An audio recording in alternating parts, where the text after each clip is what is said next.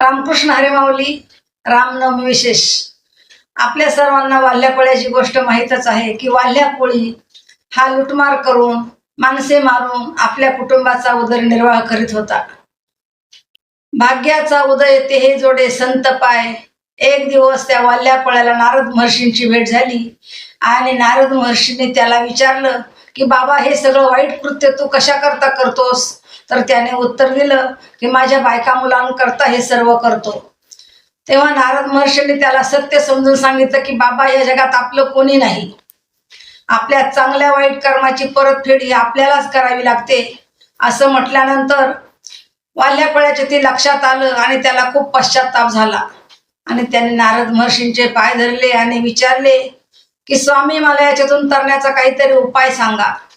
तेव्हा नारद महर्षींनी त्याला रामनामाचा मंत्र दिला आणि तो त्या ठिकाणीच रामनामाचा मंत्र जप करण्याकरिता बसला. परंतु आयुष्यभर त्याने माणसे मारल्याशिवाय दुसरं काहीच केलेलं नव्हतं, म्हणून त्याला राम राम सुद्धा म्हणता येईना. तर तो मरा मरा म्हणून मंत्र म्हणू लागला.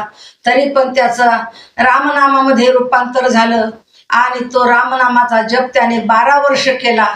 त्याच्या अंगावर वारूळ तयार झाले आणि जेव्हा परत नारद महर्षी त्याच रस्त्याने 12 वर्षानंतर आले तर त्या वारुळामधून रामनामाचा आवाज येत होता. म्हणून नारद महर्षींनी ते वारुळ बाजूला करून पाहिले तर त्या ठिकाणी वाल्मिकीचा ह्या जप चालू होता. म्हणून नारद महर्षींनी त्याच्या डोक्यावर हात ठेवला. लावून या हात कुरवाळीला माथा, सांगितली चिंता न करावी. तर त्या वाल्याचा वाल्मिक ऋषी झाला आणि या वाल्मिक ऋषीने राम जन्माला यायच्या अगोदरच रामायण लिहून ठेवले आणि त्याचप्रमाणे रामाला वर्तन करावे लागले.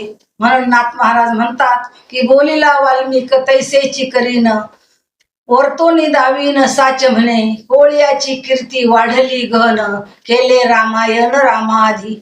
रामकृष्ण हरी माऊली.